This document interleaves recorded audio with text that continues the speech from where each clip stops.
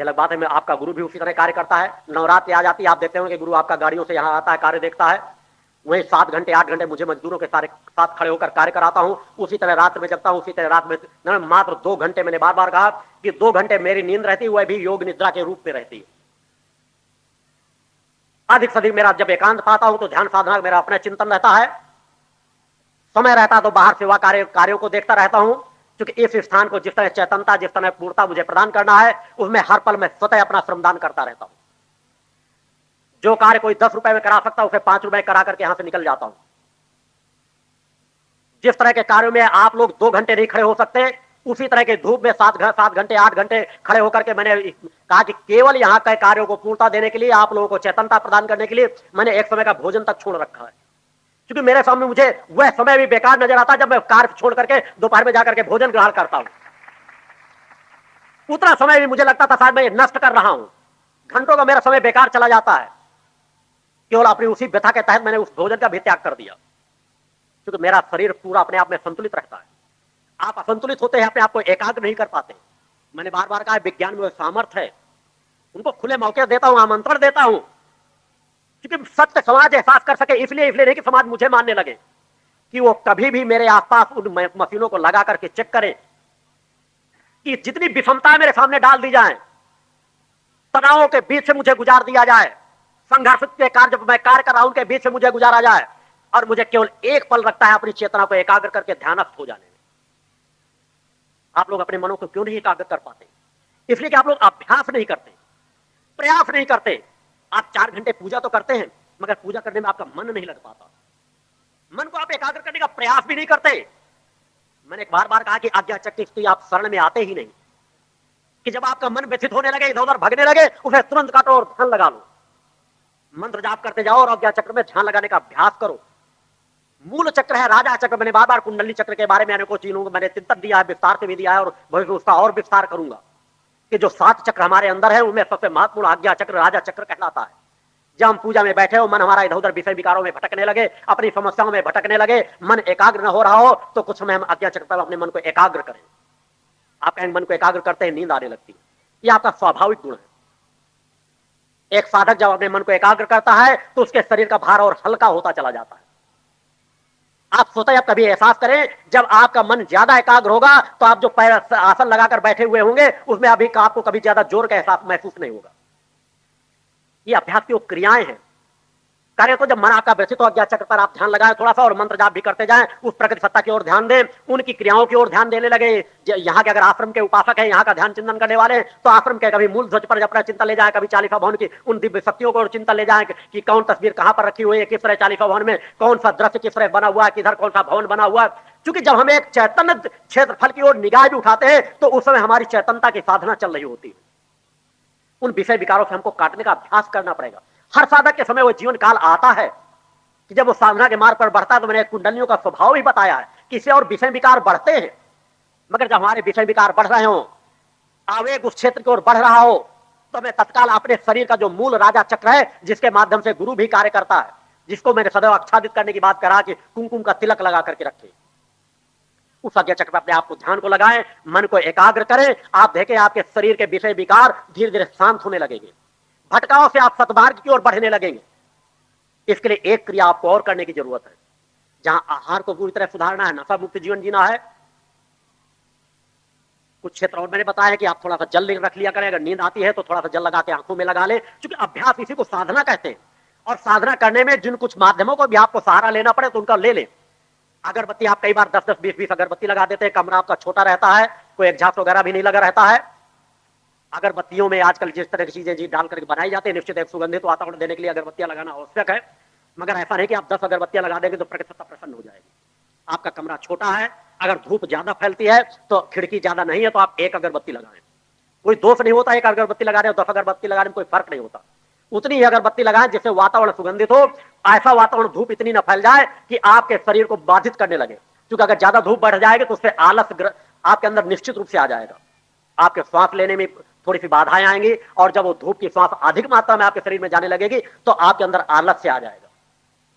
प्रथम चीज होना चाहिए, जहां भी आप आसन लगा करके बैठे, कभी भी धरती पर आसन लगाकर साधना नहीं करनी चाहिए। बाकी समय आप बैठ जाएं, चाहे वो एक कपड़ा ही बिछा ले, कोई भी वस्त्र डाल ले, क्योंकि पृथ्वी में जो गुरुत्वाकर्षण शक्ति होती है वो जब आप आसन साधना कर रहे होते हैं तो जो ऊर्जा, क्योंकि हर मनुष्य के अंदर एक चेतना तरंगे होती है, जो मैंने अभी कुछ समय पहले बतलाया कि मुझे किसी को पहचान करने की जरूरत नहीं होती, वह मुझे कितना मानता है या उसे मुझे आशीर्वाद देना चाहिए ना देना चाहिए। मैंने कभी भेदभाव नहीं, मैंने बार बार कहा कि जो बाह्य क्रम से कहीं क्रम कभी हो रहा, मैं उसी क्रम से मैंने इसलिए संकल्प ले लिया कि मेरे द्वारा कभी किसी के साथ भेदभाव न हो। मैं उन चेतना तरंगों को ही प्रभावक मैंने और बनाया है कि कोई व्यक्ति जो है उन रेजों के अंदर आता है, एक रेज का स्पर्श होते ही मुझे इस चीज का एहसास हो जाता है वो कितनी पात्रता रखता, कितनी पात्रता नहीं रखता, वह मेरे साथ कितने समय की यात्रा तय कर सकेगा, कितने समय की यात्रा नहीं तय कर सकेगा। वह तरंगे उसी तरह कार्य करने लगती है। उसी तरह हर मनुष्य के अंदर एक तरंगे होती है। यह अलग बात है वह सात्विक है दूषित है। उन चेतना तरंगों को पकड़ा जा सकता है। हर मनुष्य के अंदर एक आभा मंडल होता है, वह सीमित होता है और किस विशाल भी होता है। अतः जब आप मन को एकाग्र करते हैं तो आपकी चेतना तरंगें जागृत होती है और उनको जरूरी है कि आप नीचे एक आसन उस बिछा करके रखें, उस पर बैठे, अगरबत्ती सीमित दायरे में लगाएं जितना नितांत आवश्यक हो। दूसरी चीज जल के बारे में मैंने बताया है, मगर उससे एक क्रिया अपने जीवन में और अपना ले, जो वृद्ध भी अपना सकते हैं, युवा भी अपना सकते हैं, बच्चे भी अपना सकते हैं। आप जब प्रातः नित्य क्रिया से फ्रेश हो जाएं, बाथरूम अगर सुबह स्नान जब केवल कुल्ला उल्ला करके केवल स्नान करने का कार्य आपका शेष बचे, जब आप स्नान करने जा रहे हो तो आसन लगा करके बैठ जाएं और तीव्र गति के मतलब कि श्वास की जो, चूंकि आपकी श्वास बड़ी उथली होती है, किसी का जीवन घड़ी और क्षणों पर नहीं जुड़ा हुआ है कि आप कितने घंटे कितने मिनट आप जीवन जिएंगे। आपकी कितनी श्वासें अंदर जाएंगी और कितनी श्वासें बाहर जाएंगी, आपके जीवन का क्षण इनसे जुड़ा हुआ है। आप चाहें तो उनको बढ़ा सकते हैं, आप चाहें तो अपनी उम्र को बढ़ा सकते हैं, आपके अंदर है। यदि आप अभ्यास करें, आपकी श्वासों की गति इतनी हो रहती है कि आप श्वास अंदर लेते हैं, आपके पेट तक, आपके नाभि जहां तक पहुंचना नितांत हो सके श्वास का, वहां तक श्वास नहीं पहुंच पाती। आप कभी भी जब बाहर हो, आप यहां पे एक धागा लटकाएं और अपने पेट को अंदर दबाएं, और धागा यदि पेट की नाभि पर आपके टकरा जाए तो मान लीजिए कि आपके अंदर शरीर में जो बीमारियों का बीजारोपण हो चुका है। पेट आपका बाहर निकला हुआ, उससे कोई फर्क नहीं पड़ता। आप अच्छा भोजन कर रहे हैं, आप ज्यादा तनाव में नहीं हैं, तो ऐसा स्वास्थ्य आपका बढ़ सकता है। मगर आपकी नाभि पर आपका नियंत्रण होना चाहिए, जिसका स्पंदन होना चाहिए। आप जब चाहे जब पेट को अपने अंदर को समेट सके। आप ज्यादा नहीं तो नाभि को कम से कम इतना तो समेट सके कि आप जब मेरुदंड को सीधा करके अगर यहां पे एक धागा डालें तो नाभि को धागा ना टच करे। इसके लिए आप अभ्यास करें। जिस तरह आप वजन भी घटा सकते हैं उस भस्त्रिका के माध्यम से, क्योंकि नाड़ियों का जब तक आपके शोधन नहीं होगा, आप नाना प्रकार की बीमारियों से ग्रसित हो जाएंगे। आपके शरीर की रक्षात्मक शक्ति क्षीण होती चली जाती है, आपको आलस्य घेरता चला जाता है, आपके कार्य करने की क्षमता घटती चली जाती है, आपका सर दर्द बढ़ने लगता है। सर दर्द से मुक्ति के लिए, इन नाना प्रकार की जो छोटी मोटी व्याधियां होती है उनसे मुक्ति के लिए, उसे जिसे भस्त्रिका कहा जाता है, आप ये आसन लगाकर बैठ जाएं या वीरासन में बैठ जाएं, जिसमें दोनों पैरों को मोड़ करके गुदा उसको रख के उन पैरों में रख करके सीधे बैठा जाता है। आप दोनों हाथ ऐसे रख लें, चाहे तो हल्का सा पीढ़ा अपने पीछे लगा सकते हैं और अपने श्वास को तीव्र गति से गहरी श्वास अंदर तेजी से लें और तेजी से श्वास को छोड़ें। इसको कम से कम 100-150 बार करें, 3-4 बार में 20-25 बार आप श्वास अंदर खींचे, श्वास बाहर करें। आप देखेंगे जितना कफ होगा, आप जो दिन में 10 बार आपको नाक निकलती रहती है, नाक आप पूछते फिरते रहते हैं, आपको बार बार साल में 10 बार आपको सर्दी हो जाती है, सर्दी की बीमारी हो जाती है, आपको बहुत ज्यादा ठंड लगती है। इन्हीं वस्त्रों में मैंने बार कहा मैं पूरी ठंड काटता हूं। उन्हें कभी कभी बाहर चाहे पूजन में आ रहा हूं चाहे जहां आ रहा हूं, निश्चित ऐसा नहीं कि मुझे ठंड नहीं लगती, ठंड मुझे भी लगती है जब मैं अपने शरीर को शांत डाल देता हूं। मगर एक चैतन्य अवस्था में लगा रहूं तो शरीर के हर अंगों से केवल पसीने के बूंदे नजर आएंगे। मैं चाहे जितना शांत बैठा रहूं या कुंडली चेतना पूर्ण जागृत हो, क्योंकि हमारे शरीर में सभी क्रियाएं हैं। हम अपने शरीर को जब जितना चाहे उतनी हीट दे सकते हैं और जब जितना चाहे उतनी शीतलता दे सकते हैं, ध्यान की गहराई में डूब करके। उसे भस्त्रिका कहते हैं, जिसकी दोनों क्रियाएं कभी जो होंगी। मगर भस्त्रिका मैंने बार बार कहा कि आप तेजी से सांस को अंदर खींचे और तेजी से सांस को पीछे के, सांस पूरी इतनी तेजी से खींचे कि नाभि तक आपके जाए। जितनी तेज स्पीड हो और गहरी सांस हो और तेजी तेजी आप करें। मगर घर के लोगों को बता दें कि हम ये क्रियाएं कर रहे हैं, ऐसा हो कि बाथरूम का आप दरवाजा बंद करें और तेजी तेजी आप सांस लें और आवाज बाहर जाए, लोग कहते हैं क्या हो गया अंदर, कोई भूत तो नहीं सवार हो गया। क्योंकि भस्त्रिका में ऐसा होता है, क्योंकि भस्त्रिका लोग करते हैं, जब उग्र भस्त्रिका करते हैं तब तो निश्चित है आस पड़ोस के तक भी आवाजें जा सकती हैं। इन क्रियाओं से शरीर में एक चेतनता, मूलाधार में एक जागृत पैदा होती है। यदि आप धीरे धीरे, मैंने बार बार कहा कि अगर आपकी उम्र की ज्यादा है, आपकी उम्र ज्यादा है, महिलाओं में यदि गर्भ अवस्था में है तो उसको धीमी अवस्था में करेंगे। धीरे धीरे अभ्यास डालेंगे, श्वास को अंदर खींचे और तीव्र गति श्वास को नीचे फेंके। बाद में धीरे धीरे शरीर का बैलेंस भी देते जाए। तेजी श्वास खींचे जब ऊपर को जाए और तेजी श्वास बाहर का, तो हल्का बैलेंस आपका आना चाहिए। शरीर को झटका देना चाहिए। हल्का हल्का धीरे धीरे आपके अंदर स्पंदन आने लगेगा। आप स्वतः देखेंगे नाभि में स्पंदन आएगा, मूलाधार में स्पंदन आएगा, आपके शरीर में एक विशेष थिरकन आएगी। क्योंकि जब पूरी नाड़ियों का शोधन होता है, आपके नाड़ियों में कफ भरा रहता है, आपको एहसास ही नहीं होता, और वह कफ धीरे धीरे धीरे करके आपके कंठ के माध्यम से पेट में जाता रहता है और पेट में नाना प्रकार की बीमारियां पैदा करता रहता है। और वही जब आप भस्त्रिका को करेंगे, आप देखेंगे महीने 2 महीने आवश्यकता से ज्यादा आपके नाक निकलेगी जब आप भस्त्रिका करेंगे, मगर धीरे धीरे करके वो समाप्त होने लगेगी। कफ बनना आपके धीरे धीरे समाप्त होने लगेगा और आपकी श्वास, जितना आप 1 मिनट में जितनी सांसें लेते हैं उससे भी 10-5 सांसें कम लेने लगेंगे। आपकी श्वास गहरी जाएगी, श्वास गहरी निकलेगी, वक्त लगेगा, आपकी उम्र में फर्क पड़ेगा, क्योंकि आपके हाथ में है आप श्वासों को कितना रोक ले। इसलिए प्राणायाम कहा जाए, इसलिए कहा जाता है कि प्राणायाम के माध्यम से योगी अपनी उम्र को बढ़ाते चले जाते हैं जब तक चाहते हैं। मगर उस प्राणायाम, जो उस तरह के योगी आजकल प्राणायाम सिखाने लगते हैं कि आप तत्काल नाक बंद करो, मैंने बार बार कहा उन प्राणायाम की क्रियाओं को उन योगी क्रमों के माध्यम से ही सिखाऊंगा जो भी क्रम है। मगर प्राणायाम के लिए वह भस्त्रिका नितांत आवश्यक होती है, जिसमें आप नाड़ी का शोधन करते हैं कि गहरी सांस लें, वैसे ओस्त्र क्रिया वगैरह, पेट की नाभि की सफाई, इनकी सबकी कई क्रियाएं होती हैं। श्वास को गहरी अंदर लें, श्वास को बाहर फेंकें, इन 2-3 क्रियाओं को करें, इससे आपका बहुत हित होगा। आप स्वतः देखेंगे कि आपका मन एकाग्र होने लगेगा, आपकी ध्यान शक्ति बढ़ने लगेगी, आपके विषय विकार आपके हटने लगेंगे। क्योंकि मैंने बार बार त्रिभुवन का जो सुख है, जिसे आप विषय विकारों में जिस सुख का आनंद भोगते हैं, लगता है आपको इससे बड़ा सुख और कुछ है ही नहीं।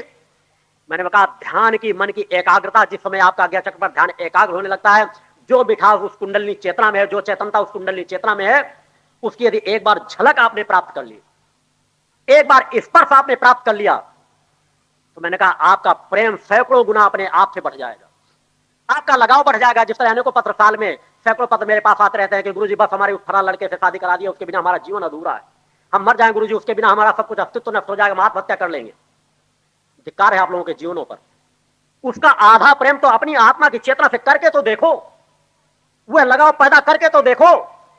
जितना समय तुम्हारा 24 घंटे का ध्यान उस विषय विकारों में लगा रहता है, उसका आधा ध्यान तो अपनी अंतरात्मा की चेतना पर, कि हमारे अंदर एक चेतना बैठी हुई है जो हमें सभी कुछ दे सकती है, हमारी भौतिक समस्याओं का समाधान कर सकती है, हमें मानवता के पथ पर बढ़ा सकती है, हमें सत्य पथ पर बढ़ा सकती है, हमें अनीति अन्याय अधर्म के खिलाफ खड़ा करने की सामर्थ्य प्रदान कर सकती है, हमें वह सुख दे सकती है, वह तृप्ति दे सकती है। क्योंकि प्रकृति सत्ता अगर अपनी ओर बढ़ाती है, उस ओर मुख मोड़ करके तो देखो, वह आनंद का मार्ग है, वह तृप्ति का मार्ग है, जिसमें यदि एक बार डूबने का मौका मिल गया तो लगेगा बस उसी में डूबे रहे, उसी में बढ़ते रहे, और उस आनंद के साथ एक दिव्यता, भव्यता आपके जीवन में बढ़ती चली जाती है, कार्य क्षमता आपके बढ़ती चली जाती है। क्योंकि जो जो आप अंदर डूबेंगे, जो जो आप प्रकृति की ओर बढ़ेंगे, प्रकृति की तरंगे आपके स्थूल शरीर पर बढ़ती चली जाती है। यही वह क्रियाएं होती हैं जिन क्रियाओं की ओर आप लोगों को बढ़ने की जरूरत है, जिनसे आप भ्रमित हो जाते हैं, जिनसे आप भटक जाते हैं, आपका मन एकाग्र नहीं हो पाता, आप संयमित अपने आप को नहीं कर पाते, अपने आप को ध्यान नहीं लगा पाते। मैंने बार बार कहा मेरुदंड को सीधा करके बैठने की आदत डालें। यदि मेरुदंड आपकी सीधी हो गई तो मान लीजिए आपका सब कुछ सीधा हो गया। उस सत्य का आप एहसास नहीं। जिस तरह अगर हम भोजन करते हैं और भोजन में मुंह न चलाएं या मुंह टेढ़ा करके बैठे, शरीर को शिथिल करके बैठे, तो वैज्ञानिक भी कहते हैं, डॉक्टर भी कहते हैं कि भोजन हमेशा सीधे होकर के खाना चाहिए। लेट करके खाना खाने लगेंगे तो खाना जाएगा जरूर पेट के अंदर, मगर हमारे लिए उतना फलप्रद नहीं होगा, हमें नाना प्रकार की बीमारियां भी पैदा कर सकता है, क्योंकि नाड़ियों पर विपरीत प्रभाव डाल सकता है। उसी जिस तरह जब हम पूजन में बैठे, जो जितना हमसे हो सके हम मेरुदंड को सीधा करके बैठे। यदि 1 घंटे 2 घंटे मेरुदंड को सीधा करने की आदत पड़ गई तो आप नाना प्रकार की बीमारियों से भी मुक्ति प्राप्त कर सकते हैं।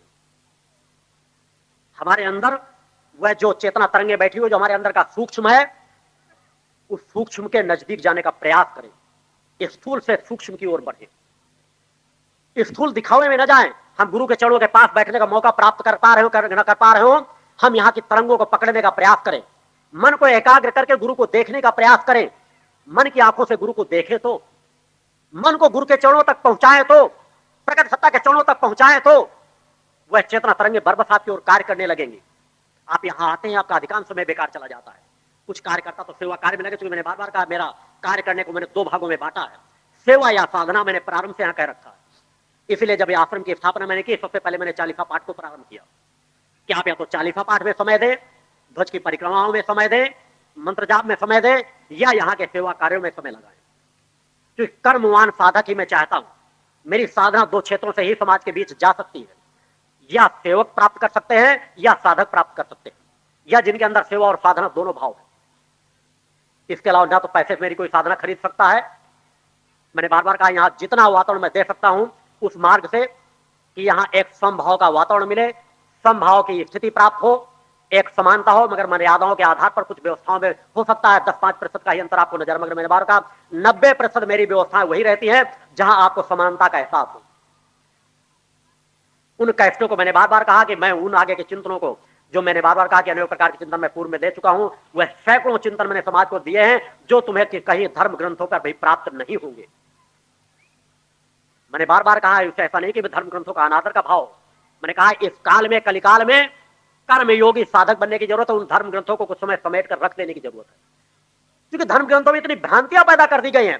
तुम्हें आत्म ग्रंथ का अध्ययन करने की जरूरत है। सब कुछ गलत हो सकता है मगर कभी भी आपकी आत्मा गलत नहीं हो सकती।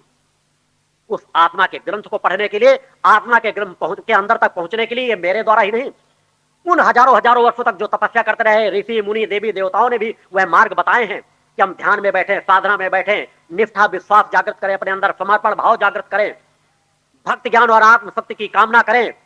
उससे धीरे धीरे हमारी आत्मा चैतन्य होती चली जाएगी, हमारी आत्मा की दिव्यता बढ़ती चली जाएगी, उसकी कार्य क्षमता बढ़ती चली जाएगी। हम गरीब हो सकते हैं मगर हमारी यदि हम आत्मावान बन गए तो हमारी गरीबी कभी हमारे आसपास हमारा प्रभाव नहीं दिखा पाएगी। हम जिन लोगों के सामने सर झुका कर चलते थे, बरबस हमारा सर अपने आप तन जाएगा, हमें किसी चीज का भय नहीं रह जाएगा। उन क्रियाओं के लिए आपको करने की जरूरत, आपको एक साधक बनने की जरूरत है। भक्ति ज्ञान और आत्मशक्ति की कामना करें। ओम और मां का जो मैंने उच्चारण का ज्ञान आप लोगों को दिया है, अनेकों ऐसी साधना जो मैंने कहा उनका विस्तार दे दूंगा, उनको दूसरे साधु संत सन्यासी तत्काल घुमाकर दूसरी तरीके से मोड़ देंगे और समाज को दूसरे रास्ते में ले जाएंगे। जब मैंने ओम और मां का ज्ञान दिया था तभी कानपुर के एक डॉक्टर ने अपना पूरा एक चिट्ठा लिखा और राष्ट्रपति प्रधानमंत्री को भेज दिया कि अब मैंने ओम और मां के बारे में एक पेपर में प्रकाशन हुआ था कि मैंने ओम और मां के बारे में शोधन किया है कि ओम और मां से किस प्रकार ऊर्जा जागृत होती है। और उसके कुछ महीने पहले ही मैं कानपुर में ओम और मां का चिंतन देकर आया था। जबकि ओम और मां का कितना विस्तार है आने वाले समय में और बताता चला जाऊंगा। सभी साधनाओं का सार उनमें छिपा हुआ है कि मां की ओर यदि हमें बढ़ना है तो उस तरह के हमें मां और ओम का जो मैंने क्रमिक उच्चारण जिस तरह आप प्रातः उच्चारण कर रहे थे, मगर उस उच्चारण में अभी गहराई नहीं है। प्रातः 7 बजे से 8 बजे ओम और मां का यहाँ क्रमिक उच्चारण करें, क्योंकि समाज के बीच अपने घरों में साधना करने की अपेक्षा यहाँ की गई साधना का 10 गुना फल निश्चित रूप से मिलता ही है।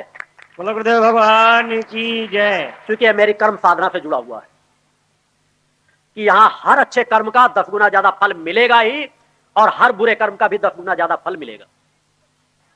मैंने बार बार कहा है कि समाज जब चाहेगा, मैंने मौके दिए मगर मैंने विश्व को सदैव मौका दे रखा है कि अगर एक ऐसा कोई आयोजन किया जाए जिसमें सभी धर्माचार्य एकत्रित हों, अन्य धर्मों के भी धर्म प्रमुख एकत्रित हों, कम से कम विश्व के नहीं तो हिंदुस्तान के वह प्रमुख राजनेता उपस्थित हों और किसी प्रकार के कार्य पूरे धर्माचार्यों के पास सबको सामूहिक रूप से एक कार्य दे दिया जाए और मेरे सामने एक कार्य रख दिया जाए। मैंने बार बार कहा मैं विश्व सदैव के लिए एक स्वतंत्रता मैंने दे रखी है और हर 5 साल में जो मेरे यहाँ एक शिविर यहाँ अमृत महोत्सव के रूप में जो 2007 में मनाया जाना है, इसी तरह के हर 5 वर्षों में जो 23 जनवरी स्थापना दिवस को मनाया जाया करेंगे।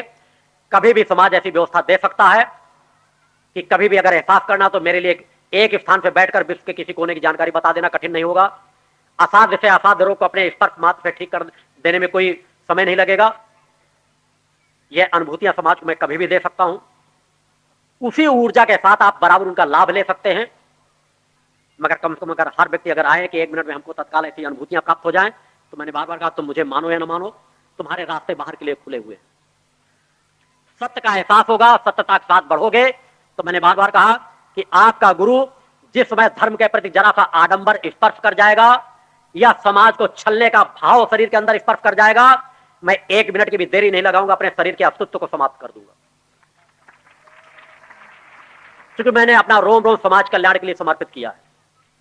आने वाला समय स्वतः आपको एहसास कराता चला जाएगा कि आप लोगों ने जो अपने अंदर मन की भ्रांतियां बनाते थे, जो आप भ्रमित होते थे, आपके अंदर भटकाव होते आते थे, वह आप कितना बड़ा अपराध करते थे। अतः उन अपराधों से बचें। मैं किसी का आह्वान नहीं करता, मुझे जो परिवर्तन डालना है उससे दुनिया बचेगी भी नहीं, बचना भी चाहेगी तो बच नहीं पाएगी। जो मैंने कहा था कि जिस तरह मैंने खजुराहो में एक चिंतन क्षणिक मात्र दिया था, उस तरह की ऊर्जा के प्रवाह की तरंगे जो जो मेरी समाज में फैलती चली जाएंगी, जो मेरे कार्य क्षेत्र इस स्थान पे भी जुड़े हुए, जो मैं इस स्थान पर जब आया हुआ था, जब इसे अंधियारी कहते थे, एक यहाँ का वातावरण इतना प्रभावित वातावरण था कि लोग यहाँ दोपहर में भी आने में डरते थे। यहाँ के वातावरण को उन प्रभावों से मुक्त करके वही जो सहायक शक्ति यहाँ रक्षात्मक क्रम यहाँ प्रदान करती थी। मगर मैंने बार बार कहा कि कोई वातावरण, कोई भी स्थान जब काफी समय तक खुला वीरान पड़ा रहता है तो वहां दूषित शक्तियां अपना वर्चस्व स्थापित कर लेती हैं।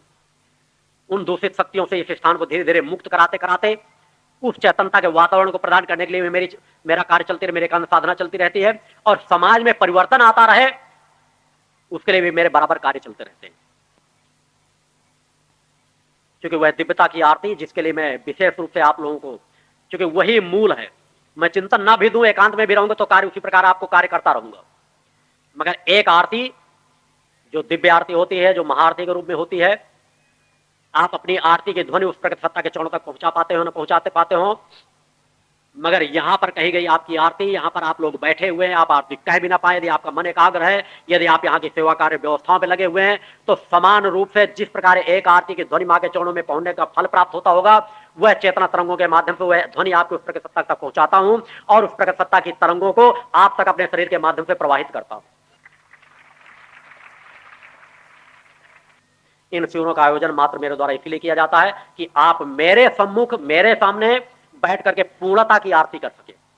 आरती में कुछ क्षण के लिए भी अगर आप रत हो गए, कुछ पल के लिए भी अगर आप लोगों के अंदर एकाग्रता आ गई, मैं कुछ पल की बात कह रहा हूं, तो मान लीजिए उतने पल आपके निश्चित रूप से सार्थक, साधनामय और पूर्ण चेतनामय बन जाएंगे।